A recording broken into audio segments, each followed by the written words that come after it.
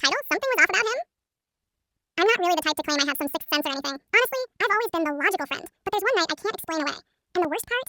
I didn't even trust myself until it was almost too late. It started on a regular Tuesday evening. I had just gotten off work, exhausted and starving. I didn't feel like cooking, so I hit up this little Thai place I always go to. While I was waiting for my takeout, a guy walked in. He looked about my age, late 20s, tall, clean cut, kind of that boy next door look, but something about his eyes felt off.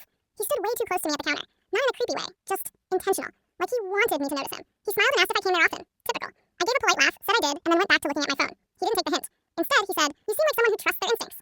I looked up. That's such a weird opener, right? I kind of smirked and said, "I guess." He nodded and said, "That's good. You should. Most people don't." Before I could say anything else, the cashier called my name and I grabbed my food like it was a lifeline. I didn't say goodbye or anything, just dipped out and walked to my car. But here's where it gets weird. When I unlocked my car, I got this cold rush down my spine. Not fear exactly, just wrongness. Like something wasn't sitting right with my body. I locked the door behind me fast and checked my backseat like I always do. Thanks, Mom. Nothing. I told myself I was being paranoid and drove home. But the whole ride I kept glancing in the rearview mirror like I was being followed, even though there was no one behind me. I tried to shake it off. I ate, showered, and got into bed. But sleep wouldn't come. And then I heard it. A soft knock. Not on my door, on my bedroom window. Now, I live on the second floor. There's no balcony, no tree, nothing someone could climb up on. I froze. My heart was pounding so hard I felt it in my throat. I didn't move. I just stared at the window, too scared to even reach for my phone. The knock came again.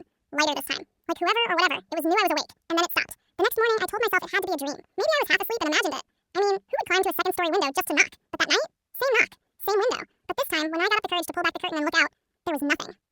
Except a single yellow post-it stuck to the outside of the glass. I opened the window, carefully peeled it off, and I swear my entire body went cold when I read what it said. I told you to trust your instincts. To be continued.